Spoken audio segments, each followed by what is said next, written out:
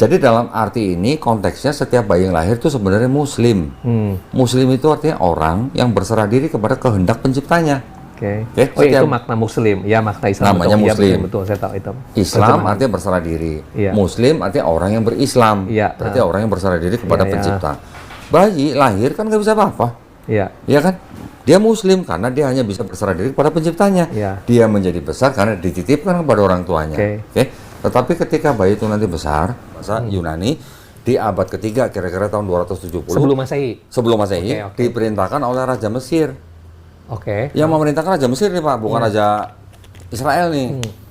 Yang berada di Israel mesti dijajah terus itu. Hah? Ya, itu semuanya masih di bawah jajahan kan? Iya. Di bawah perintah Raja Ptolemy II namanya Pak. Ptolemy II yang memerintahkan 70 rabi-rabi dari Yerusalem pergi ke Alexandria Mesir menerjemahkan ini. Tapi cuma 5 kitab Musanya aja. Yang kejadian Quran Muhammad bilang ulangan dalam waktu 70 hari. Itu legenda sih Pak, boleh dibilang legenda ya. Setelah itu yang kisah nabi-nabi, yang apa namanya Ketuvim, Mazmur, Amsal segala macam. Betul. Itu semuanya diterjemahkan di Alexandria oleh orang-orang Yahudi juga. Tetapi orang-orang Yahudi yang sudah berada atau lama hidup di bawah budaya Helenistik filosofi. Helenistik Yunani. Ya Pak ya. Dari tahun 322 sebelum Masehi sampai tahun 63 sebelum Masehi, daerah Mediterranean itu kan dikuasain oleh Yunani, Alexander the Great. Iya, betul. Betul. Nah, jadi pada zaman itulah orang-orang Yahudi yang di Alexandria menerjemahkan ini menjadi ini karena sudah banyak orang-orang Israel atau Yahudi yang sudah tidak bisa baca bahasa itu. Jadi orang-orang Yahudi yang sudah tidak bisa baca Ibrani dikasih baca ini. Yunani, bahasa Greek. Ini beredar selama ratusan tahun, Pak.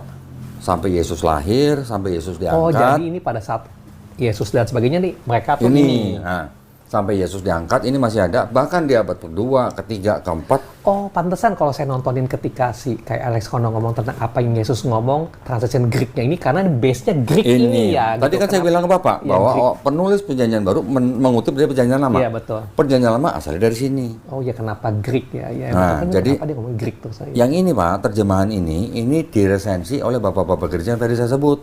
Origen, Lucian dari Antioch, Origen dari Mesir, Alexandria, Lucian dari Antioch. Kemudian yang terakhir Hesisius nih dari Mesir nih, bishop nih Pak. Baru yang terakhir punya Hesisius ini yang menjadi kitab Vulgata. Pernah dengar? Pernah dengar. Vulgata. Yang menyusun Vulgata siapa? Jerome namanya, Santo Jerome. Dari Vulgata inilah baru nanti diterjemahkan ke bahasa Jerman, Belanda, Inggris dan sebagainya sampai ke bahasa Indonesia. Tapi itu kan udah beberapa versi gitu. Iya, betul. Nah, yang sudah diresensi ini Pak menjadi seolah-olah berbicara tentang kedatangan Yesus di Perjanjian Baru. Oh, jadi yang Perjanjian Baru itu dari sini jadinya. Iya, banyak ngutip dari sini. Ya, jadi Perjanjian Lamanya dari sini. Iya, jadi setelah di resensi terjemahannya, ini ada 3 kali konsili Pak, di abad 4. Kalau nggak salah di tahun 364 itu ada konsili di Laodicea, ya. Kemudian ada konsili yang kedua 387 di Roma. Yang terakhir konsili tahun 397 di kota Kartago, Afrika Utara. Memilih-milih tuh yang tadi saya bilang, memilih-milih gospel mana yang masuk Bible gitu. Iya, betul. Setelah jadi Perjanjian Baru dijadikan satu dengan ini. Jadi baru akhir abad 4 nih Pak, kitab Kristen lengkap nih, ada Perjanjian Baru dan Perjanjian Lama nih. Betul. Ya, abad 4, hampir 400 tahun setelah Yesus. Iya. Hampir 400 tahun. Nah, mungkin itu yang dimaksud. Saya juga tadi siang baru tahu ketika saya cari tahu tentang dianggap transkrip Bible tertua abad 4 itu tercetak di apa yang Codex Vaticanus itu. Sinaiticus, Ya, Sinaiticus sama Vaticanus. Dan Alexandrianus. Alexandrianus lebih baru kan, yang ada add-on loh. Alexandrianus sudah ada add-on kan. Nah, jadi ini abad 4 nih Pak. Oh, Alexandrianus juga di abad 4 ya? Abad 4 semua, 330, 360, Alexandrianus saya lupa abad tahun berapa. Iya. Tapi ini semua abad 4. Berarti add-on itu pun terjadi di abad 4? Enggak, gini Pak, saya koreksi sebentar Pak ya. Tadi kan kita sudah lihat yang kitab Katolik Pak ya? Iya. Di situ kan tidak dituliskan kapan. Iya, betul. Kan? Ini ada sebuah Bible namanya New International Version. Oh iya. Ini yang dianggap terjemahan Inggris paling baik di seluruh dunia Pak ya. Ini paling baru kan ya? Enggak juga. New International Version, yang ini terbitan tahun berapa bisa dilihat di sini lah. Ya. Ini yang ini terbitan 2007. Untuk yang Johannine Koma itu, Pak, Iya, di sini ada catatan begini. Ini. Ayatnya ini. First John 5, 7 kan? 7 mana? Ini koma nih. Ini. Nah, ini kan. Ada keterangan begini, Pak, yang kuning. Ayat manuskrip ya, ya not found. Oh, dia stated ya di situ ya not Before found. Iya. the 16th century, Pak. Oh, 16th century ya. Berarti penambahannya modern banget dong. Baru di tahun 1500-an baru masuk. Oh, penambahannya modern banget ya. Emang yang Johannes Koma ini yang paling kritikal sih. Kan tadi saya bilang teliti. Bapak, ada Bible namanya Textus Receptus yang disusun oleh Erasmus. Sebentar, 4 kali atau 5 kali terbit gitu. Saya ada catatannya. Itu yang pertama dan kedua terbit, Pak. Belum ada Johannine Komanya. Oh. Nih, sebentar. Pertama 1516. Belum ada Johannine Koma. Kedua 1519. Ini cuma berubah nama, ya. Tapi belum ada Johannine Komanya, Pak. Edisi ketiga 1522 baru ada Johannine Koma disisipkan. Johannine Koma, Yang itu kalau satu. waktu yang Long and Marcus kan penulisnya juga nggak jelas tuh. Ya. Johannes Koma penulisnya jelas. Ya, enggak juga. Nggak jelas juga. Ya, enggak juga. Terus yang edisi 4 1527, 1535 sudah ada Johannine Koma juga. Jadi kan ini kan abad 16. Sebelum abad 16 maka di sini bilang before 16th century. Iya, yang 7-nya nggak ada kan. Gitu. Jauh banget, Pak. Memang ada beberapa argumen bahwa di dokumen-dokumen yang sebelum abad 16 sudah pernah disebutkan oleh Bapak Gereja. Itu hanya upaya Kristen yang bisa dibilang nyari remis gitu loh, Pak. Iya sih, karena Tapi kalau yang ini ngomong Bible sendiri lah gimana?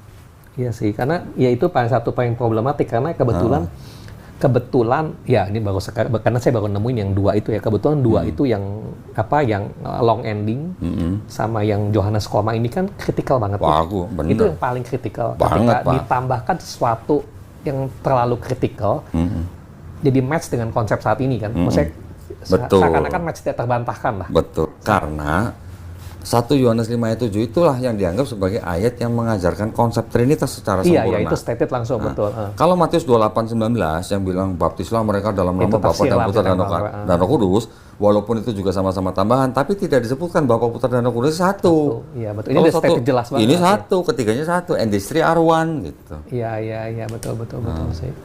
Betul. Termasuk saya juga pikir adalah, ini cuma pikiran saya sih, walaupun secara kronologis kayak yang masalah long ending itu dikatakan kalau sejarahnya mereka udah menemukan ada transkrip begini tapi bukan di Markus ceritanya. Lalu cerita Markus kalau ending begitu, sedangkan transkrip Matius dan Lukas tuh ada lanjutannya. Maksudnya kan cerita kebangkitan itu kan ada lebih detail di situ dong ceritanya dong gitu kan.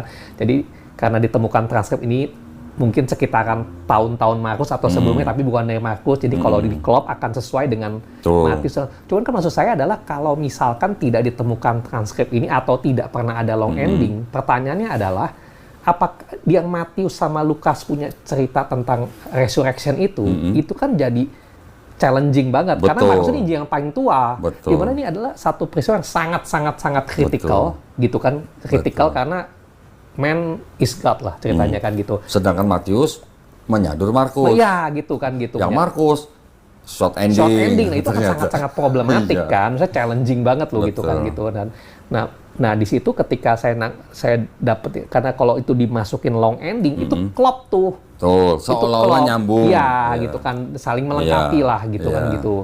Lalu kalau yang ini emang salah satu yang paling itu banget, karena benar diplekin banget. Nah, gitu, sekarang gitu. seperti Pak Hendra yang kritis, saya kan cuma nanya begini, Pak. Kalau ini sebuah kitab yang disebut sebagai kitab suci, perlu berapa ayat yang tidak asli untuk supaya tidak disebut sebagai kitab suci? Kan cuma satu, Pak.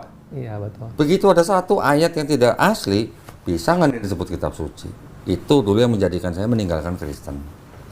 Gitu aja sih. Ya, karena sekarang jadinya bukan perdebatan ya. Perdebatannya adalah ketika orang kan ya, sampai ketika saya lagi mencari dua belah pihak lah ya, ketika saya mulai dalamin dalam sebulan terakhir ini kan, yang saya perhatiin kan, kalau misalkan saya lihat perdebatan Pak Dodi dengan siapapun lah ya, Pak Dodi kan melihat ke konteks masalah kayak gitulah ya, mengenai dari tahun, dari ada penambahan ini dasar bukti kan. Tapi saya lihat cenderungnya banyak pihak yang membela itu bicara itu konten-konten banget. Jadi ayat ini dibalik, jadi kayak menurut saya tuh kayak gak nyambung gitu maksud saya. Karena yang dipertanyakannya itu bukan kayak kalau kita berpatokan dasar konten teks ini, lo harus tahu dong konten teks ini dasarnya ini apa. Kalau itunya aja dasarnya ada add-on, betul, itu jadi question loh gitu kan. Jadi question maksudnya kayak gini, dasar Pak, itunya loh. Gini, ketika kita sudah berurusan atau kita berani menampilkan diri di publik, kan kita berarti harus menjaga nih ya Pak ya. Saya dan yayasan itu kita tidak boleh menghina agama orang lain. Iya betul. Kita tidak boleh menghina sesembahan orang lain. Iya, betul. Jadi ketika saya bicara, saya lebih banyak tidak mempermasalahkan Yesus Tuhan atau bukan. Buat orang Kristen dan Katolik yang mau menyembah Yesus sebagai Tuhan itu adalah hak mereka. Betul. Hak mereka dilindungi oleh negara. Ya. Tapi jadi yang saya permasalahkan, mau menyembah Yesus ya monggo. Tapi kalau bicara teologi Yesus Tuhan atau bukan saya bisa. Tapi saya nggak mau memaksakan. Iya, Ya. betul. Itu hak mereka mau menyembah Yesus sebagai Tuhan, mau menyembah Yesus, mau menyembah pohon, menyembah kompor, haknya orang maksud saya. Tetapi ketika saya bisa membuktikan bahwa di dalam kitab Kristen dan Katolik ada ayat yang tidak asli, saya cuma nanya, bisa nggak disebut sebagai kitab suci? Gitu aja saya mah. Betul. Ah, Ya. Oke, baik, sini dulu Pak. Saya nanya lagi nih. silakan. Gitu. Nah, tadi lanjut mengenai Taurat tuh. Ya, balik ya, kalau saya udah paham nih soal masalah perjanjian lama. Tadi Bapak nanya nabi-nabi kan? Ya, betul. Mau saya jawab dulu nggak Pak? Ya, boleh. Nih, gini. Quran menyebutkan kira-kira 25 nabi termasuk nama Nabi Muhammad SAW. 25 itu termasuk nama Nabi Muhammad SAW. Kebanyakan dari 25 nabi ini adalah nabi-nabi dari bangsa Israel. Ya, betul, bangsa Israel. betul. Tetapi kalau kita sudah mengetahui konteks yang dibicarakan dalam Quran, Bapak nanti jangan kaget kalau begini. Quran itu punya sifat musodik, Pak. Artinya membenarkan bahwa Allah SWT dulu pernah memberikan kitab-kitab, maksudnya kitab ini bukan buku ya Pak ya, tapi wahyu kepada Nabi Musa misalnya untuk Bani Israel, wahyu kepada Nabi Isa untuk Bani Israel. Yang kedua, Quran juga berfungsi sebagai al-muhaimin, batu ujian, artinya pengoreksi. Apa yang disalahpahami oleh bangsa Israel pada zaman itu dikoreksi dalam Quran. Kemudian Quran juga menjadi mubayyin atau yang menjelaskan. Contoh misalnya yang tadi saya bilang, Nabi Isa AS tidak dibunuh, tidak disalib, itu dijelaskan dalam Quran. Nah sekarang, karena di Quran menyebutkan kira-kira 24 nabi ya, kebanyakan mereka dari bangsa Israel. Sedangkan ceritanya ini walaupun namanya kurang lebih sama, hanya beda bahasa, tetapi ada yang sama tapi banyak yang berbeda Pak. Contoh, saya ingin nanya ke Pak Hendra sebagai mungkin pemeluk agama Katolik, yang namanya Tuhan memilih orang atau mengutus nabi, ini fungsi utamanya apa sih nabi ini? Menjalankan apa yang Tuhan pada saat itu inginkan, tugas dia. Perintahkan. Perintahkan. Ya, berarti kan Tuhan mengutus nabi untuk memberitahu kepada umat tertentu. Ya, pada saat itu. Untuk apa? Untuk menjalankan perintah Tuhan. Betul kan? Ya. Perintah Tuhan apa Pak? Kalau kita baca tentang 10 perintah Allah, yang pertama-tama apa? Allahmu jangan ada. Cuma ada satu Allah. Jangan ada Allah lain malah tulisannya kan. Berarti kan kalau ada nabi diutus, terus nabi ini membuat patung sapi untuk disembah bangsa Israel. Ya, betul. Kira-kira sejalan nggak dengan perintah Tuhannya? Kalau Tuhan ini mengutus nabi, terus nabi ini meninggalnya dalam keadaan menyembah Tuhan yang lain. Ya. Atau dalam Islam kita sebut musyrik gitu Pak. Kira-kira cocok nggak gitu? Iya. Nah di Quran itu dalam tanda kutip direhabilitasi Pak. Jadi di Quran atau di Islam kita mengenal yang namanya nabi itu tidak dibeda-bedakan, dan Allah SWT mengutus nabi-nabinya itu orang-orang yang maksum, artinya orang-orang yang terbebas dari dosa gitu. Nah kalau sekarang ada Tuhan mengutus nabi, nabinya mati sedang menyembah Tuhan yang lain, gimana ceritanya Pak? Iya. Begitulah kira-kira. Terus mengutus nabi, nabinya zina sama istri orang. Iya betul. Atau ada nabi yang diuji menyalahkan Tuhan kejam gitu kan. Iya. Terus mengutus nabi, nabinya menghamili 2 anak perempuannya sendiri. Nah, gimana ceritanya gitu? Nah, soal yang kayak ini, saya mau tanya tadi kan Bapak udah jelasin, saya udah paham nih kalau perjanjian lama diambil dari itulah. Saya udah paham lah latar belakangnya. Saya tuh mau tahu gini, kalau di saya kan juga nggak tahu bentuknya Al-Quran. Saya kayak kalau Alkitab jelas ada perjanjian lama, perjanjian baru kan jelas lah ya ceritanya kan gitu kan. Itu ini cerita-cerita before Christ, ini cerita after Christ, itu simple lah gitu kan gitu. Nah, saya cuma mau tanya gitu, kalau di Quran sendiri cerita-cerita mengenai yang kisah-kisah lama ini loh, cerita yang banyak yang Israel punya nabi-nabi ini ya, itu adalah sesuatu yang kayak wahyu dari, ini basic banget saya nggak paham sih, dari wahyu daripada Allah kepada ceritain kepada Muhammad, apa itu lebih ke transkrip kayak kalau Alkitab jelas tuh banyak transkrip yang disusun, as if simple gitu. Jelas Pak, jelas. Saya jelasin gini Pak. Isi daripada Quran itu buat orang Islam itu 100% semuanya adalah firman dari Allah. Direct ceritanya. Direct. Tetapi Allah ini menyampaikan firman ini kepada Nabi Muhammad SAW dengan beberapa cara. Nggak cuma satu cara, Pak. Cara yang paling umum atau sering adalah melalui malaikat Jibril alaihissalam, malaikat Jibril alaihissalam yang menyampaikan kepada Nabi Muhammad SAW. Soalnya itu dengan cara yang lain, ada yang mendengar kayak semacam lonceng atau sebagainya dan mimpi dan sebagainya, itu adalah cara-caranya aja. Tetapi semua yang masuk ke dalam mushaf Quran itu sudah dipastikan semuanya adalah firman Allah SWT. Tidak ada sabdanya Nabi. Nah, gaya bahasanya atau ceritanya itu di dalam Quran Allah tuh seperti gini loh. Sedang memerintahkan Nabi Muhammad SAW untuk mengatakan kepada orang-orang kafir atau orang-orang pagan Quraisy pada saat itu untuk menyembah Allah SWT dengan gaya bahasa seperti ini. Ceritain dulu di Bani Israel ada Nabi ini berbuat begini. Nanti akhirnya apa? Ingat cerita itu menyembah Allah. Ya. Ada lagi itu yang model-model dengan menceritakan nabi-nabi yang sebelumnya. Nanti ada lagi model cerita yang seperti ini. Allah SWT mengingatkan, menyuruh Nabi Muhammad SAW untuk mengingatkan orang-orang kafir pada saat itu. Ingat Allah SWT itu sudah menciptakan ini. Kenapa lu nggak mikir? Kenapa lu nggak mengingat? Kenapa lu nggak bertadarus misalnya? Atau misalnya tadabur misalnya? Atau memikirkanlah. Kenapa lu nggak beriman? Gitu. Gayanya seperti itu Pak. Ya. Allah SWT di Quran juga sudah mengingatkan kepada manusia, dulu lu sebelum jadi manusia, lu tuh cuma berasal dari setetes air mani yang hina. Terus sekarang lu jadi manusia kok berani-beraninya gitu loh, sombong apa segala macam gitu loh. Seperti itu loh. Jadi seperti mengingatkan orang atau mengajak orang untuk berpikir supaya ingat dengan pencipta kita gitu.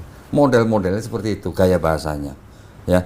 Dan di dalam Quran yang ayatnya kurang lebih 6.000-an, 1.000 ayatnya Pak, 1.000 ayatnya itu ngomong ada menyinggung tentang ilmu pengetahuan. Tapi yang ketika saat itu diturunkan orang-orang mungkin juga pada nggak ngerti gitu maksudnya. Justru ayat-ayat yang bersinggungan dengan ilmu pengetahuan itu sejalan dengan sains zaman sekarang. Nah, berarti yang kayak segala kisah-kisah nabi-nabi lalu, saya bilangnya nabi lalu lah ya, itu adalah di Quran sendiri itu adalah yang diturunkan, pokoknya intinya dari Nabi Muhammad lah yang menceritakan, bukan dari orang enggak kan? Jadi single source gitu ya? Iya, single source, betul. Nggak selesai gitu, kalau ini kan jelasin perjanjian lama ngambil dari ini kan, gitu kan, itu kan bukan single source tuh gitu kan, gitu kan. Pak Hendra benar bahwa di dalam Quran itu single source itu artinya semuanya berasal dari Allah SWT, hanya disampaikan melalui malaikat Jibril alaihissalam. Nabi Muhammad sendiri kan semuanya itu kan, nggak ada orang 2, 3, 4 dikumpulkan gitu ceritanya gitu. Jadi gini caranya Pak. Nah ini berbicara dengan seperti kita bandingkan dengan Bible. Kalau di Bible kan tadi saya bilang Bapak gerejanya milih-milih nih. Ini udah ada kitab ini. Ini cocok masuk. Ini nggak cocok nggak masuk. Yang ini cocok masuk. Itu caranya namanya disebut kanonisasi Pak. Tapi kalau di Quran caranya bagaimana? Itu ada 3 tahap. Tahap pertama ketika Nabi Muhammad SAW masih hidup, Nabi melafazkan ayat-ayat Quran. Sahabat mendengarkan, sahabat nyatet. Sahabat habis itu melafazkan juga. Kalau lafaznya beda dengan lafaz Nabi, salah koreksi. Karena kan teks apa? Lisan Pak, lisan. Betul. Jadi ada cek, ada recheck gitu Pak. Ketika lafaznya sudah benar, tulisannya sudah benar, disimpan. Itu disimpan. Tapi masih terpencar-pencar. Ya, belum jadi satu. Ketika Nabi Muhammad SAW wafat, kira-kira tahun 632 Masehi, digantikan oleh sahabatnya namanya Abu Bakar. Ya, Abu Bakar ini memerintah kira-kira 2 tahun. Pada zaman Abu Bakar ini terjadi perang di daerah Yamamah namanya. Banyak orang-orang Islam, sahabat-sahabat Nabi yang ikut berperang. Yang ikut berperang ini kebanyakan juga orang-orang yang sudah hafal Quran. Banyak yang tewas pada peperangan itu, gitu. Nah, sahabat yang lain namanya Umar bin Khattab usul sama lagi yang benar ya disusun. Usul kepada Abu Bakar. ini banyak penghafal Quran tewas nih. Iya. Ini kalau lewat Hilang. semua nanti gimana Hilang. Quran Iya, kita gimana melestarikan? Iya. Akhirnya barulah dibentuk sebuah tim. Timnya ini terdiri dari beberapa orang, semuanya penghafal Quran, sahabat-sahabat Nabi, orang-orang yang pernah dikumpulin ketemu lagi Nabi, semua. Iya. mencatat dari Nabi langsung, diketuai oleh sahabat namanya Sa'id bin Sabit. Nah, tim ini menerima setoran. Jadi orang-orang sahabat-sahabat yang punya pada- catatan-catatan itu setor kepada tim ini. Ada saksinya? Ada, minimal 2. Baca. Ketika baca sama dengan hafalan tim ini. Kadang saat itu kan orang mesti ngafal. Betul. Ya. Jadi zaman dulu orang Arab itu lebih keren kalau hafal daripada bisa nulis, Iya, Pak. iya. Pada Ah, itu, ya.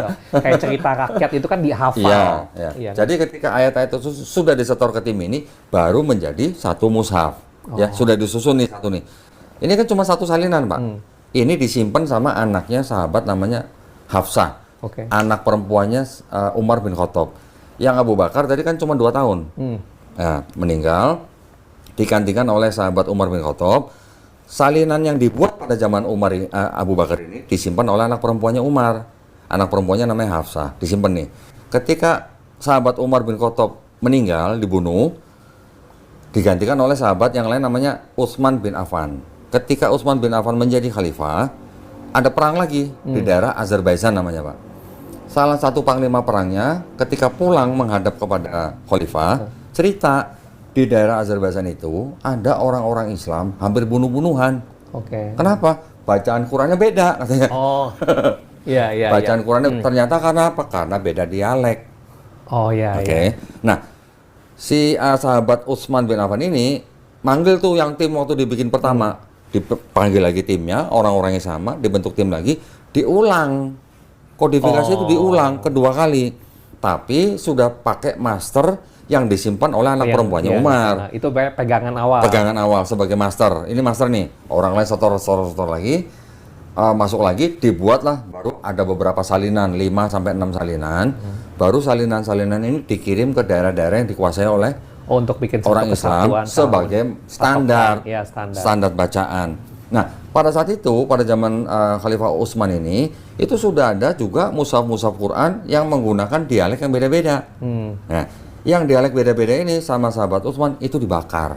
Oh, jadi cuma satu. Jadi yang dipakai hanya menggunakan dialek Quraisy, suku Quraisy gitu. Ya kayak di kita bahasa Indonesia. Iya, iya. Yang ini mungkin ada yang dialek bahasa daerah-daerah. Karena yang kan ini- udah nyebar sih. Iya, nah tapi ketika selama masa ini kan mungkin orang sudah ada yang keluar daerah, Iya, sudah ada yang betul. keluar Arab dan sebagainya.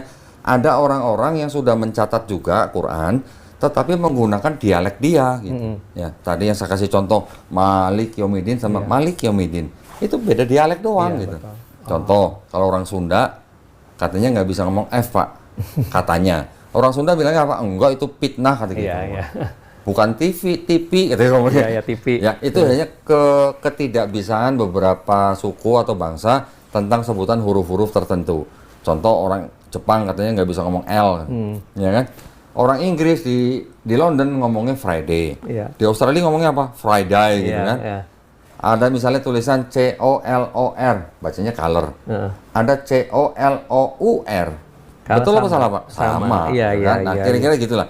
Di dalam Islam itu disebut dengan kiroat, variasi bacaan gitu, Pak. Nah, itu yang di Islam gitu. Oh, jadi intinya itu udah single source, lalu itu semua ketika Nabi Muhammad mati, lalu dikumpul susun ulang, dicekin lagi, dicekin pada masa penggantinya itu juga berarti tahunnya masih berdekatan kan, mulai iya.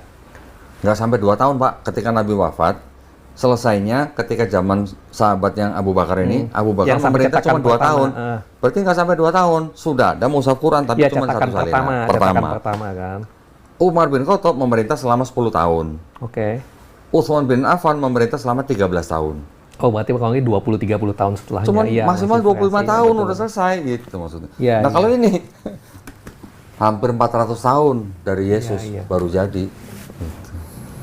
Iya, itu sih kalau saya sih nggak tahu, cuman karena kalau saya hanya menganggap bahwa kan itu emang bagi saya juga ada keanehan di mana kok kitab-kitab Taurat yang ribuan tahun masih bisa terrecord dengan baik, walaupun pada saat itu tulisan juga masih berantakan. Misalnya dalam katakan banyak Iya. orang bodoh tulis lah, maaf kata ceritanya kan, gitu kan gitu. Karena menulis itu kan ada skill biasanya orang level Betul. tinggi lah. Jadi kan secara Betul. tapi kan orang hanya menghafal kan, memang budaya masih hafal.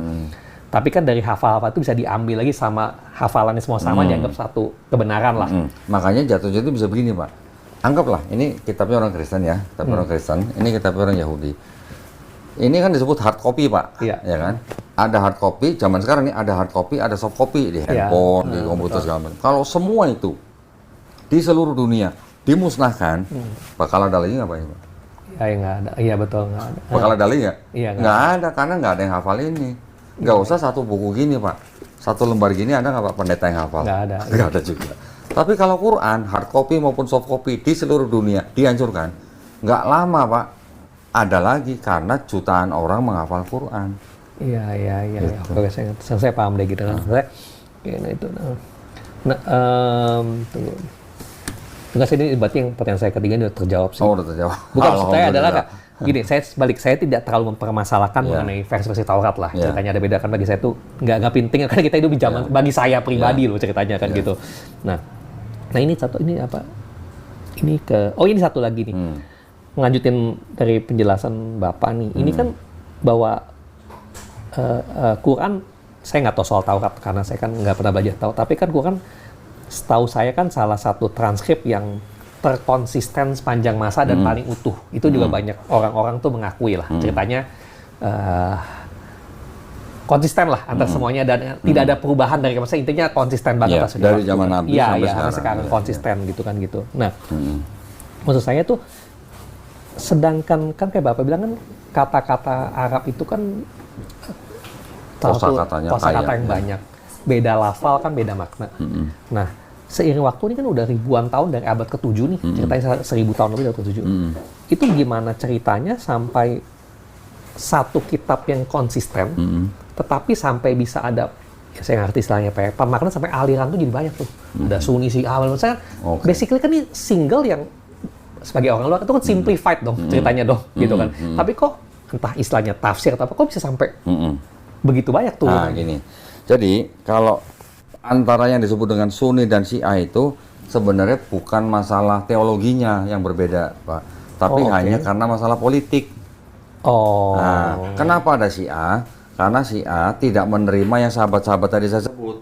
Abu Bakar, Umar bin Khattab, Utsman bin Affan, sama kalangan Syiah ini ditolak. Harusnya menurut Syiah, yang menggantikan Nabi Muhammad SAW itu harusnya bukan mereka, tapi Ali bin Abi Thalib. Ini masalah politik sebenarnya, Pak. Tapi di Qurannya mereka no dispute. Di Quran. Kalau untuk Qurannya, ya ini kadang-kadang begini, Pak. Orang Syiah bilang, Quran yang sekarang dipegang sama orang-orang Sunni itu Quran KW. Nanti Quran yang asli akan turun. Tapi selama nunggu yang turun, mereka pakai Quran yang KW. Sebagian besar, hampir semuanya dari kalangan Sunni mengatakan Syiah bukan Islam. Kenapa? Walaupun mereka beriman kepada Allah SWT, beriman kepada malaikat, beriman kepada kitab, beriman kepada nabi, beriman pada hari akhir, beriman pada qadar dan qadar, tetapi mereka, ini nggak semua sekte ya Pak ya? Itu mereka melaknat sahabat Nabi. Jadi karena itu dianggap Qurannya itu, karena kan ciptaan sahabatnya ceritanya kan? Ya bukan ciptaan, tapi dirangkai oleh sahabatnya. Gitu lah, ya. Jadi sebagian besar. Jadi masih mereka nganggap bahwa yang asli itu yang tempat yang Nabi Muhammad ya. Jadi sebagian besar, hampir semua lah, sedikit sekali yang masih nganggap Syiah itu Islam. Sebagian besarnya menganggap Syiah bukan Islam. Tetapi itu pun sebenarnya kalau ditanya, Syiah ditanya, Pak, Tuhan kamu siapa? Sama Allah SWT. Nabi kamu siapa? Sama Nabi Muhammad SAW. Kitab kamu apa? Ya Quran gitu. Walaupun ada yang bilang Quran itu karun. Syiah itu sendiri, Pak, mempunyai kira-kira 24 sekte. Banyak banget, saya ngerti. Dari mulai yang paling keras sampai paling yang lembut gitu, sampai lembut. Ada begitu. Ya, karena saya paham lah sepanjang sejarah di negara apapun sangat sering pasti ada perpecahan. Agama digunakan sebagai alat politis. Ada. Saya banyak banget digunakan. Jadi pada saat itu kan akhirnya seiring waktu bertambah, jadi akhirnya jadi kepanjang sampai sekarang. Ini baru Sunni dan Syiah. Ada lagi kelompok-kelompok lain yang perpecahannya itu timbul karena ada apa? Ada perbedaan cara pandang tentang sifat Allah. Itu. Jadi menurut timbul ada kelompok ini lah gitu. Hanya karena perbedaan cara pandang tentang sifat Allah. Udah gitu. Oh, oke. Ya, Iya, ya. saya paham. Tapi kalau ditanya, sama lagi. Tuhan siapa? Allah SWT. Kitabnya apa? Quran. Nabi siapa? Nabi Muhammad. Semua sama, Iya, Pak, iya. jawaban Essence itu. itunya masih sama ya. Iya, beda dengan Trinitarian, Unitarian, dan Oneness. Ini kan beda, Pak. Iya, betul. Gitu. Nah, terus gini. Oh ya, ini pertanyaan pribadi sih. Iya. Maksudnya gini. Maaf kata sebagai, misalnya kayak orang yang, maksudnya kan bukan orang, kan gini. Hampir semua agama, setahu saya ya, kalau saya salah ya. Maaf kata kan, statementnya kurang lebih sama. Apa? Jika lu tidak percaya atau melalui X, lu nggak bisa go ke heaven. Surga. Apapun semua agama hampir Ya. sama lah. Walaupun versi X itu beda-beda lah ya, Ya. cerita versi X beda. Ya. Nah, maksud saya gitu. Sedangkan kalau di Islam sendiri ada pandangan seperti ini enggak gitu, maksudnya kayak misalkan contoh, ini contoh doang kan ya. Saya kan nangkep kayak kalau lu tidak ngucapin syahadat, berarti kan lu bukan masuk Islam, belum sah masuk Islam, sehingga lu tidak bisa masuk surga lah cerita. Jadi mungkin X-nya adalah itulah, apapun itulah, nah gitu. Nah, saya pengen tahu di Islam sendiri melihat faktor X Konsepnya, ini, ya konsepnya lah, konsepnya. Oke, gini. Gitu. Ini sekalian saya ingin menjawab ceritanya Pak Hendra yang tadi pertama-tama. Saya orang yang istilahnya siap membantu siapa saja yang membantu saya, oke? Saya juga dalam keadaan ekonomi dulunya pernah naik, turun dan sebagainya. Di Islam kita memandang Allah SWT itu sebagai Allah yang maha pengasih dan maha penyayang. Ya Pak ya? Ada bedanya nggak Pak, maha pengasih dan maha penyayang? Ada. Maha pengasih ini artinya Allah SWT ngasih kepada siapa? Kepada setiap manusia. Ya. Mau muslim, mau bukan muslim, semuanya dikasih. Kita menghirup oksigen yang sama kan Pak? Sama, betul. Kita juga punya kesempatan yang sama untuk berusaha, bekerja dan sebagainya. Artinya semua orang yang baik, yang rajin, ya dia akan sukses daripada orang yang malas. Iya. Nggak usah ngeliat agamanya gitu. Oke. Orang yang baik dibalas nggak sama lo Pak? Dibalas. Iya. Saya juga dulu merasa begitu Pak. Ketika di Kristen, saya bayar perpuluhan rajin, saya nolong orang, saya tambah sukses. Ya, sama seperti tadi cerita Pak Hendra. Iya. Tetapi yang namanya Allah Maha Pengasih, orang yang baik dibalas, tapi dibalasnya di mana Pak? Di dunia aja. Nah, yang disebut dengan Maha Penyayang, penyayang kepada siapa? Hanya kepada orang yang beriman. Oke. Ya, jadi ketika ada orang beriman di dunia berbuat baik, dibalas juga di Dikasih, dunia. oke. Tetapi nanti di akhiratnya ditempatkan di tempat yang baik. Oh. Gitu. oke, Di tempat oke, yang baik oke. maksudnya apa? Jannah gitu. Iya. Ya, konsepnya gitu Pak. Di dalam Islam kita juga memahaminya begini. Ini berdasarkan ayat Quran Pak ya. Iya. Setiap ayat Quran dan hadis yang sahih ini maksud saya. Oke. Hadis yang sahih itu artinya sabda Nabi, sabda Nabi yang langsung. diceritakan oleh orang-orang yang alim, ya.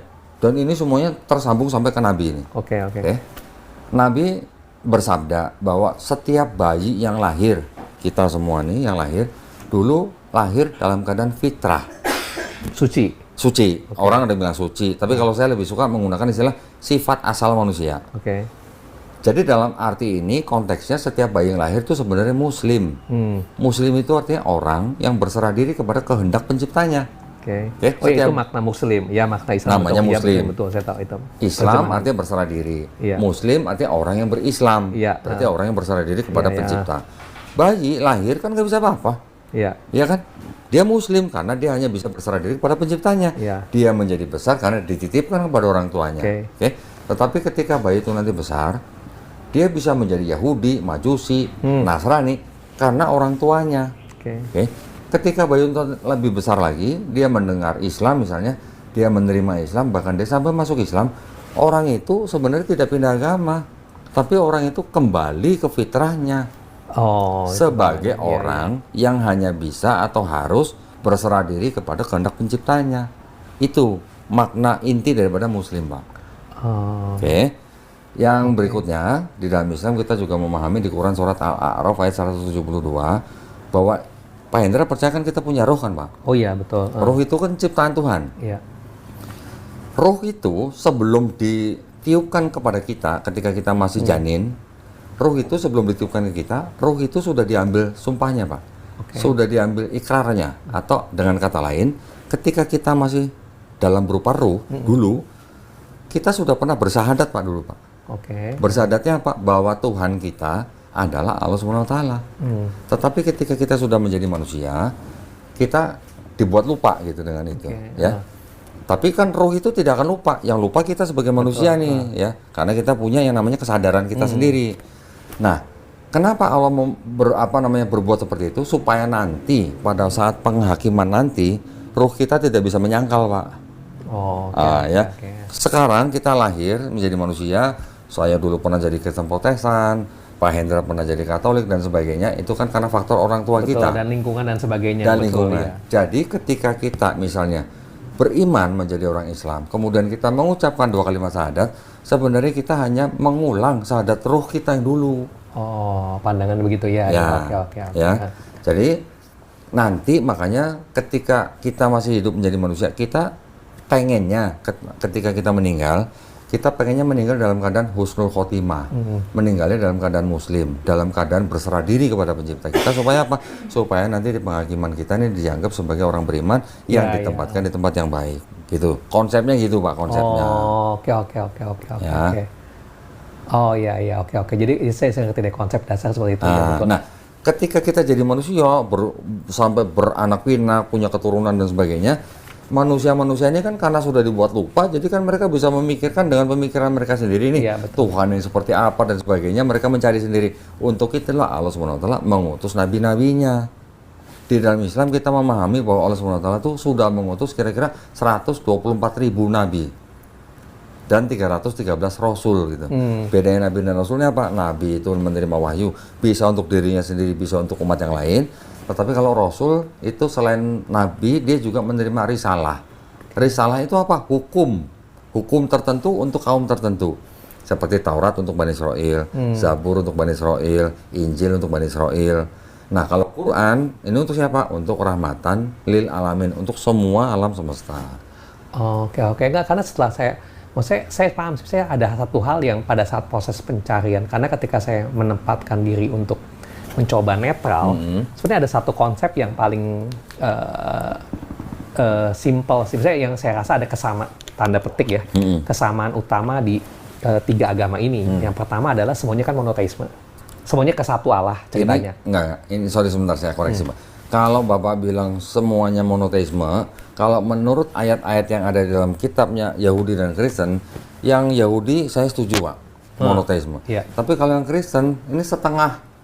Ini perpaduan, betul. Perpaduan atau penggabungan antara monoteismenya Yahudi dan politeismenya Yunani. Nggak, maksud saya gini, saya pada saat itu di pribadi saya ngelihat adalah, karena yang kalimat kena di saya itu adalah New Testament is about religion of Jesus or religion about Jesus. Betul. Itu 2 hal berbeda banget kan. Betul. Jadi ketika saya nonton, kalau saya ngelihat tokoh Yesusnya sendiri, itu kan jelas-jelas kalau kita pisahkan masalah ketuhanannya dulu ya, dia itu kan di Injil awal itu kan sangat jelas monoteisme, apapun kehendak Bapakku gitu kan.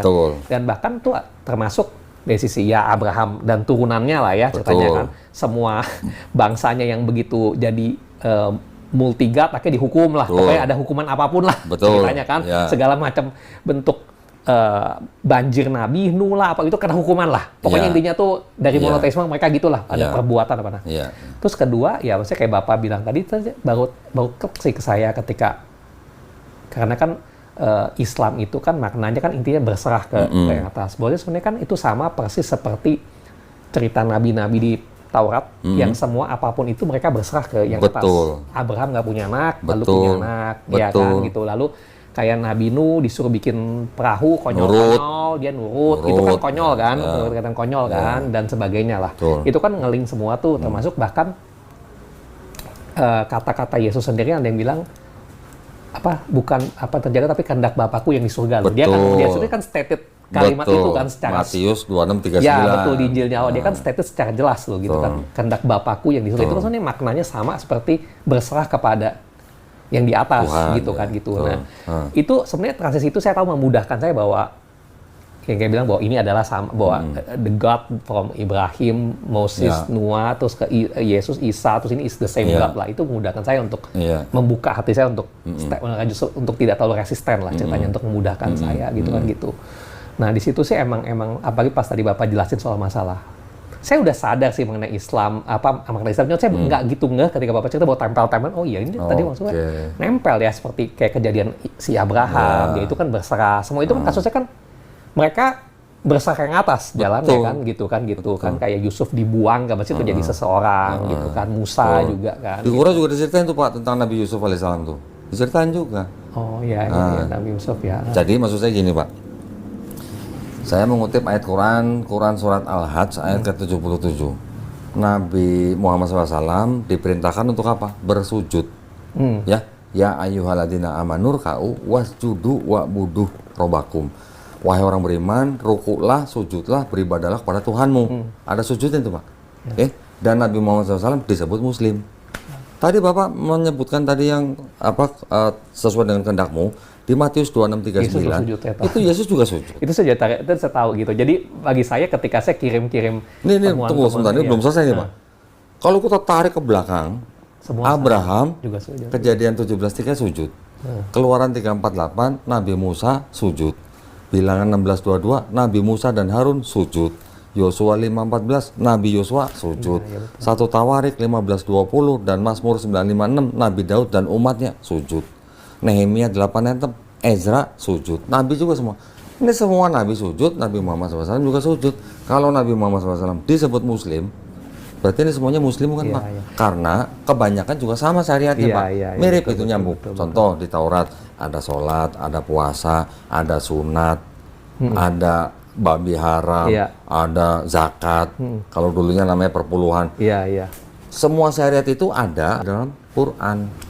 Itu di dalam Islam maksud saya.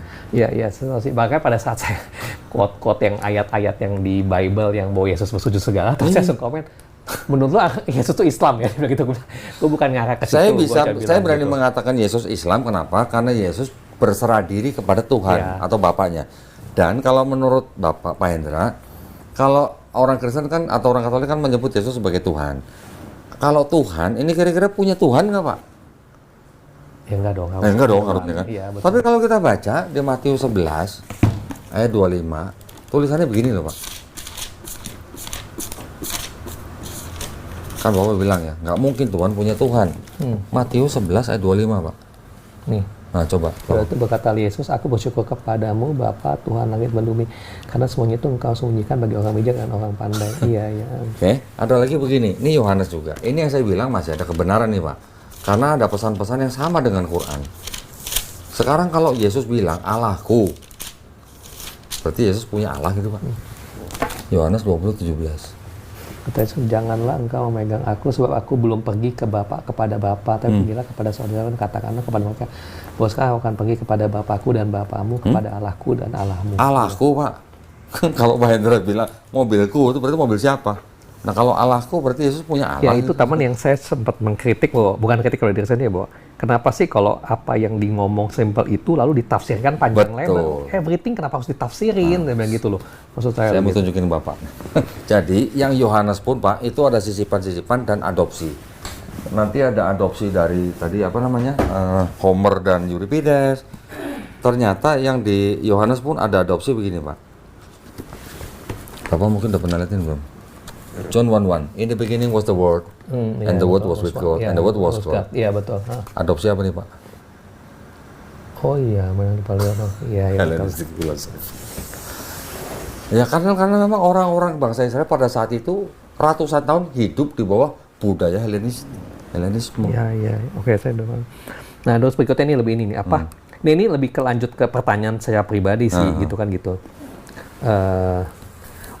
Karena ini kan pengalaman Pak Dodi juga nih.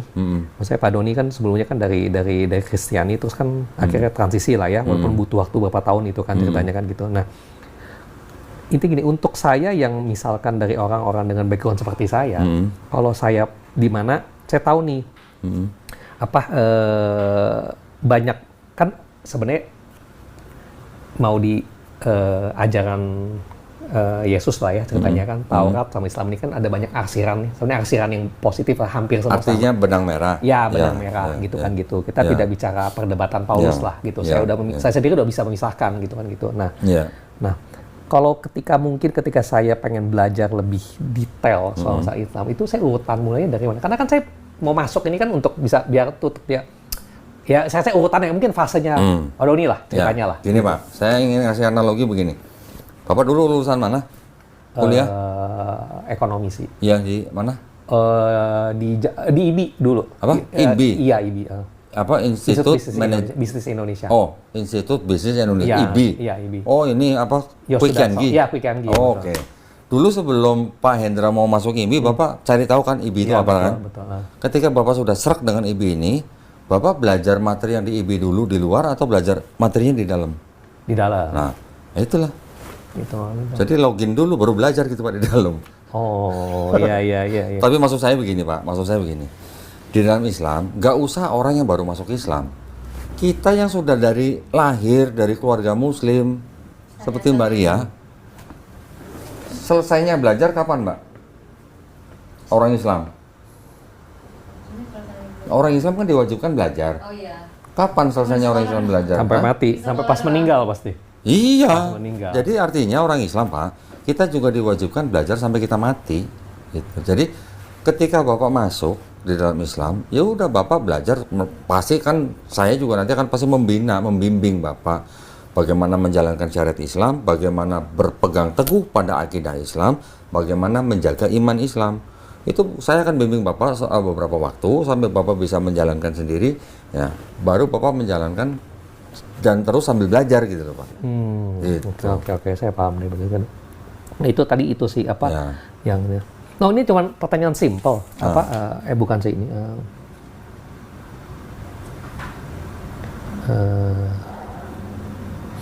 ya oke lah pada saat itu apa saya udah basically itu pertanyaan basic saya sih yang pada saat itu berapa kali saya temuan. Jadi intinya saya kurang lebih udah paham lah intinya. Jadi terjawab semua Pak? Iya, Alhamdulillah. terjawab semua gitu segala kan gitu. Belum ada lagi. Ada lagi. Alhamdulillah. Nah ini ada ya mungkin saya terima kasih lah Pak. Sama-sama Pak. Mungkin ini offer dulu ya. Saya ada mau tanya sih ya soal offer. Ini ada hal yang mau saya tanya tapi nggak enak kalau on. Oh, Iya. nanti bisa di-cut Pak. Oh iya. Nanti tenang aja bisa sebelum saya tayangkan. Karena ini pernah Pak Doni juga ngomong sebagai pengalaman. Maksudnya gini, salah satu tapi dia lebih bicara ke ego ya. Maksudnya gini, hal yang saya cari tahu segala dalam sebulan. Karena mungkin background saya sebenarnya dari dulu tuh saya sangat suka sejarah dari SMA. Jadi saya segala mengenai histori itu saya suka gali lah. Jadi itu mempermudah saya ketika saya mempelajari apapun ini saya gali gila gitu. Saya cari tahu gitu kan gitu. Nah, cuman ada satu hal yang ini lebih ke ego sih ya, bukan ke keimanan gitu kan gitu. Bagaimana transisi Pak Doni sendiri? Maksudnya gini, kita sebagai orang luar non-Islam pada saat itu ngelihat secara umum, maaf kata lah ya, kan banyak sekali orang-orang Muslim lah ya, yang secara bertindak berperilaku tuh jauh lah. Bahkan saya sebagai orang luar aja setelah saya pelajarin pagi ini kan anggap, waduh ini benar-benar kontras banget lah. Karena kan padahal saya tahu bahwa mereka itu kan dari kecil udah diajarkan dan sebagainya besar. Kok ya bukan segala sesuatu perjalanan ya, kok tapi kok banyak kita bilang oknum lah ya. Kok seperti itu, jadi seakan-akan jadi ada seperti ego kayak apa aku harus bergabung seperti itu gitu. Maksudnya seakan-akan kita ngomong ego ya. Saya paham pertanyaan ego. Bapak. Gitu kan ceritanya lo gitu kan gitu. Jangan lihat Muslim. Betul. Nah, gini Pak. Saya membutuhkan waktu 7 tahun sampai saya akhirnya bersyahadat. Tapi dari 7 tahun ini, yang 5 tahun pertama, saya belum belajar Islam Pak. Yang saya amati Muslimnya, orangnya. 5 tahun nih Pak. Ya, padahal kenapa saya mempelajari Muslimnya? Karena sebelumnya papa saya udah masuk Islam dulu nih Pak. Ya, tahun 2007. Selama 5 tahun saya mengamati Muslimnya, orang-orangnya. Muslim kok begini, Islam katanya begini, kok begini-begini. Muslim sama Islam jauh. 5 tahun Pak. Baru setelah itu saya sadar saya salah. Berarti setelah itu baru selama 2 tahun saya mempelajari Islamnya.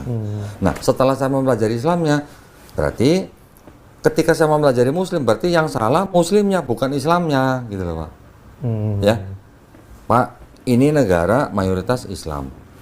Pasti Yang nyolong juga Islam, yang ini Islam. pasti Pak, yang kelihatan banyak yang nggak benar pasti ya orang-orang Islam, karena ini negara mayoritas Islam.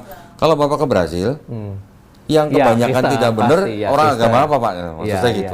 Prancis juga. Kalau Bapak ke Filipina, yang kebanyakan nggak benar orang apa? Katolik. Atau kalau kita ke Meksiko, yang kebanyakan nggak benar orang itu maksud saya. Jadi kita tidak bisa mengeneralisasi. Nah, saya tahu dan saya juga banyak banget teman-teman Islam yang hidupnya juga seperti yang saya tahu lah gitu kan. Cuman kan saya hanya mengeneral, ini kan lebih bicara ke ego ya. Yang ini kan nanti di-cut aja. Ini kan sensitif lah. Nggak apa-apa. Ini sebenarnya nggak perlu di-cut, nggak apa-apa Pak. Karena ini bisa menjadi pelajaran buat kita. Jadi maksud saya menjawab pertanyaan Pak Hendra, kenapa ada orang Islam kok tidak menjalankan agamanya? Itu artinya orang-orang itu mengaku sebagai Muslim tapi tidak takut akan Allah. Itu aja Pak, jawabannya simpel.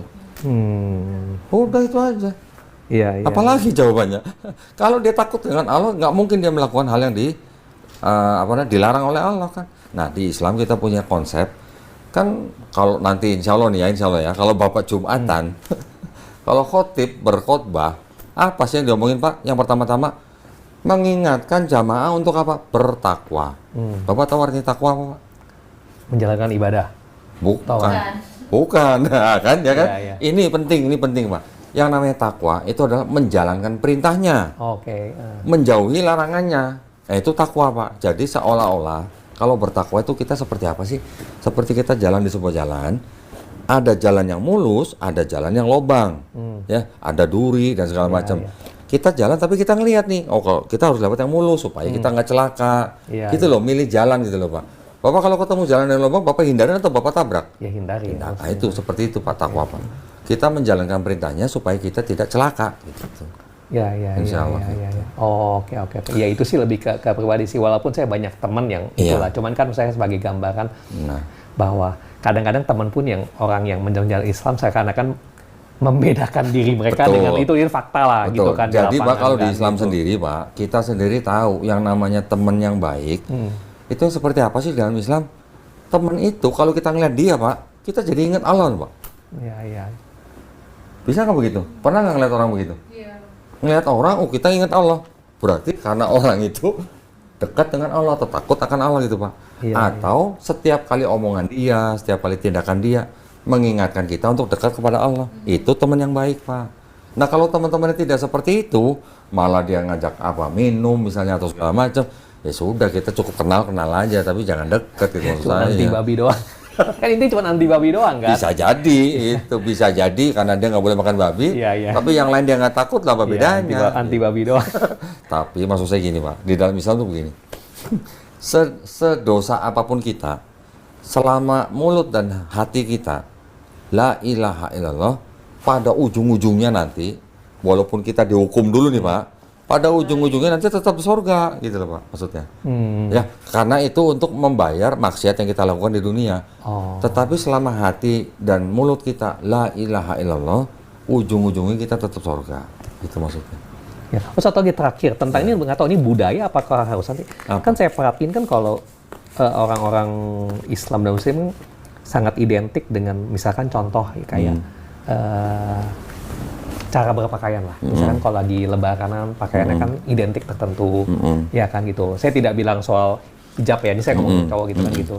Nah, termasuk kayak ketika saya lihat banyak orang Muslim kalau lagi Jumatan, kan ada yang menggunakan baju-baju tertentu lah ya, maksudnya yang identik lah ya, gitu kan gitu. Nah itu sendiri apakah benar diturunkan langsung dari Allah kepada misalkan, Tidak. bahwa lu harus berpakaian seperti ini, bla bla gitu. Maksudnya, Tidak. itu kan kayak di time, misalnya saya merasa kayak Iya, tahu. itu identik banget gitu kan gitu. Bapak ngeliat saya dandanan saya kayak apa? Iya iya makanya saya bertanya gitu kan gitu. Saya tadi bertanya. siang Jumatan cuma pakai celana jeans sama kaos Pak. Iya iya. Ya, jadi gini maksud saya. Islam diturunkan untuk menyempurnakan apa Pak? Untuk menyempurnakan akhlak manusia, bukan untuk menyempurnakan fashion manusia. Yang kita harus ikuti dari Nabi kita apa? Ya, betul, Akhlaknya, itu kan yang paling penting betul Pak. bukan fashionnya loh Pak, bukan fashionnya loh. Apakah kalau saya dandan seperti ini, saya nggak bisa dibilang Muslim? Iya betul. Yang dilihat Muslim itu adalah akhlaknya dan imannya dan akidahnya gitu Pak. Jadi maksud saya, ketika Bapak masuk Islam, bukan berarti Bapak harus berpakaian seperti orang Arab. Ya maksud itu pertanyaan saya karena kan Bukan Pak, tenang aja. oh enggak bukan saya pikir bahwa itu kan itu terjadi pada saat itu di Arab memang gaya berpakaian seperti itu Iya. zaman itu ceritanya Zaman gitu itu. zaman itu loh Iya. ceritanya sedangkan kita kebetulan kan dari nenek-nenek kan udah lahir di Iya. benua berbeda gitu kan Betul. kultur berbeda gitu kan Betul. itu kadang jadi pertanyaan ke saya bukan positif atau negatif ya Betul. kenapa sih selalu harus mengidentifikasi diri sebagai seperti Tidak. yang di origin lah Ya. ceritanya itu saya suka bingung gitu kenapa Ya. apakah emang Tidak ada seperti itu, ada Pak. keharusan Ya, gitu saya pikir. tetapi gini, panduan di dalam berpakaian di dalam Islam bukan harus berpakaian seperti orang Arab, tetapi berpakaian dengan menutup aurat. Nah, aurat ini kita harus tahu. Iya, betul. Laki-laki bagaimana, perempuan bagaimana. Kalau di dalam Islam laki-laki aurat itu dari pusar sampai lutut. Ini yang harus tertutup semua nih Pak. Kalau perempuan semuanya aurat kecuali apa? Wajah dan tangan. Jadi rambut pun harus ditutup. Ya, gitu. ya. Mohon maaf ya. Iya, iya. Itu bukan perintah Nabi, itu perintah Allah SWT. Ya, karena pada faktanya kan kalau dari gambaran-gambaran kayak Bunda Maria pun kan menutupi Betul. aurat, itu fakta. Bahkan Iya. Paulus yang mengajarkan yang berbeda dengan Yesus masih mengajarkan perempuan juga harus berkerudung. Kalau nggak pakai kerudung, botakin. Iya, iya. Paulus tuh, Pak. Iya, iya, iya, iya. Ya, itu saya klarifikasi aja sih. Karena saya pikir apakah itu emang ada satu kayak bukan hukum lah ya. Saya sih nggak ngerti bahasanya lah gitu kan. Apakah emang itu hanya sekedar orang mengidentifikasi diri lah. Tapi bukan berarti saya melarang orang-orang Islam berpakaian seperti orang Arab loh, Pak ya. Enggak loh ya. Saya sendiri juga punya Karena itu kan gamis. lebih ke memaknai atau tafsiran masing-masing. Cuma saya tak tahu apakah itu satu regulasi atau keharusan loh gitu bagi saya loh gitu ceritanya. Jadi gini Pak, di Islam itu kan ada istilah sunnah. Sunnah itu adalah sesuatu yang dilakukan Nabi dan diikuti oleh pengikutnya. Oke. Nah, di hadis-hadis yang sahih Nabi diceritakan berpakaian begini, mengenakan penutup kepala begini dan sebagainya. Itu hanya sesuatu yang ingin diikuti karena kecintaan kita kepada Nabi kita. Tapi bukan berarti keharusan gitu. Iya, iya. Bukan berarti kalau kita nggak mengikuti kita dosa, ini lain cerita. Mau makan apa olive oil dia ngikutin, karena udah sunahnya. Bukan, ini bukan karena kalau kita nggak ngikutin sunnah terus kita langsung dicap neraka gitu, bukan gitu. Itu hanya sunnah. Ya kayak kalau hal ini dilakukan baik ceritanya. Gitu. Kalau kita mau melakukan karena kita cinta, ya monggo aja, nggak ada yang nyalain kita. Sekarang siapa yang mau melarang Bapak pakai baju Meksiko coba? Yang mau melarang siapa? Kan nggak ada yang melarang. Gitu. Itu hanyalah masalah fashion. Makanya saya sampai sekarang juga saya berpenampilan begini. Ya ini saya sukanya berpenampilan begini, tapi bukan berarti saya tidak bisa pakai peci atau pakai kopi yang bukan nggak bisa. Nggak, maksudnya gitu. Saya sih tidak memasalahkan mengenai cara berpakaian orang ataupun agama apapun ya. Cuman kan saya ingat bahwa kalau teman-teman muslim itu kan semacam ada keseragaman ketika satu acara atau satu misalnya Jumatan itu kan benar-benar seragam semua tuh. Saya pikir apakah ada ini? Saya pikir lebih ke situ loh. Saya bukan bilang bahwa ini ikut-ikutan enggak. Saya cuma kenapa gitu. Sedangkan konteksnya kan di agama. Kita ngomongin di Indonesia loh, bahwa itu kan agama lain kan tidak ada soal masalah identifikasi berpakaian, kebersamaan itu kan tidak ada, kecuali pemuka agamanya ya, Bante pakai begitu kan udah jelas gitu. Kalau peci Pak, itu bukan Islam loh, bukan identik dengan Islam loh Pak. Peci itu tradisi bangsa Indonesia. Iya betul, Betawi kan juga pecian kan? Iya, orang Kristen pun yang berpeci ada nggak Pak? Ya, ada juga. Ada. Jadi maksudnya kalau disebut dengan pakaian Arab itu ya yang gamis, dengan apa namanya yang seperti yang penutup kepala dengan tali di sini. Nah itu mungkin dari Arab. Yang mau pakai monggo, kita nggak usah mengolok-olok. Yang nggak mau pakai juga nggak usah mengolok-olok gitu maksudnya. Ya makanya kadang-kadang saya juga sebagai orang saya Kristen itu kan dulu kan saya anggap kayak kenapa sesuatu hal yang kayak seakan membedakan kayak mereka tidak sadar kayak Bunda Maria aja kan pakai berhijab. Iya, berhijab, tapi kok seakan dijauhkan, seakan berbeda banget gitu kan gitu. Ada pendeta yang jawab, ada yang ngomong begini, Pak. Itu kan fashion. Mana fashion, dia kan hidup di zaman itu dia. Itu fashion katanya. Kita nggak bisa ngikutin fashion orang-orang pada zaman dulu. Kalau kita mau ngikutin, kita harus pakai kain yang kasar-kasar begitu. Sekarang fashion berkembang katanya gitu kan. Ya, tapi itu tadi saya kembali lagi Pak, ada yang namanya aurat dan bukan aurat. Aurat harus ditutup. Nah sekarang ketika ada perintah atau tradisi menutup aurat, pasti kan zaman dulunya sudah ada yang memerintahkan. Dari mana? Pasti dari nabi-nabinya. Nabi-nabi dari mana? Pasti dari pencipta, kan gitu sebenarnya. Iya, oke. Itu oke. Sunat begitu juga Pak. Iya, betul. Tapi kalau sunat harus. Kalau udah, sunat. itu mah udah saya dulu. Sudah? Udah kebetulan. Enggak, waktu saya kecil dulu. Waktu kecil. Waktu kecil. Kirain udah nyolong start. Enggak. Udah. Itu mah udah. Kalau itu udah. Lagian itu kan. Nah, gini. Ini ada sesuatu yang ingin saya beritahukan kepada Pak Hendra gini. Di dalam Islam, kita itu diajarkan untuk sangat-sangat menghormati orang tua. Betul, itu betul. Terlebih ibu kita. Jadi ibu kita nilainya 3 kali lebih tinggi daripada ayah kita. Artinya apa? Karena kan ibu kita yang mengandung kita, melahirkan kita, membesarkan kita. Jadi di dalam Islam kita tuh sangat-sangat diperintahkan untuk menghormati ibu kita. Ya, 3 kali kadarnya daripada ayah kita. Terus di dalam Islam bahkan begini Pak. Ini malah di Quran nih. Jadi ketika kita diperintah oleh orang tua kita, ya, kita jawab aja nggak boleh. Oh oke, Ya, bantah nggak boleh. Cuma jawab aja nggak boleh, apalagi panjang gitu. Iya, iya. Ya istilahnya begitu. Jadi di dalam Islam kita tuh diperintahkan untuk benar-benar sangat-sangat menghormati orang tua kita. Orang-orang yang sudah bersahadat di sini, selalu saya kasih pesan apa? Kalau sebelum masuk Islam kamu sudah sayang dan hormat pada orang tua kamu, terutama kepada ibu kamu, setelah bersahadat kamu harus bisa menunjukkan kamu lebih sayang, kamu lebih hormat. Jadi dengan cara seperti itu kita hanya berharap ya. Seiring waktu. Iya, seiring waktu. Kita hanya berharap supaya orang tua kita bisa melihat perbedaan kita sebelum dan sesudah, gitu lah. Oh, oke. Gitu. Saya paham. Karena di Islam kita, ya kalau kita benar-benar mau ngikutin Quran, begitu perintahnya. Bahkan kepada orang tua kita yang beda keyakinan, kita pun nggak boleh menolak perintahnya selama perintah itu tidak untuk berbuat maksiat. Bermaksiat itu bisa salah satunya apa? Menyembah atau menyekutukan selain Tuhan. Iya. Gitu. Oke deh, saya paham deh. Jadi tentang ya tentang masukan dia soal istri juga udah ngomong soal tentang masuk gereja dan sebagainya, Ya. tentang anterin gitu segala. Loh Pak, saya punya mualaf datang ke sini. Ini suami istri nih. Yang istri udah masuk Islam duluan. Tapi menyembunyikan keislamannya dari suaminya. Oke. Bahwa soal yang namanya Quran, apa itu dia naruhnya diumpetin. Karena masih pada ke gereja, mau nggak mau kan dia harus ikut ke gereja. Iya, betul. Ke gereja lah dia. Orang Katolik juga nih Pak. Di dalam gereja, suaminya nyanyi, istrinya ngapain? Zikir Pak. Bener, zikir.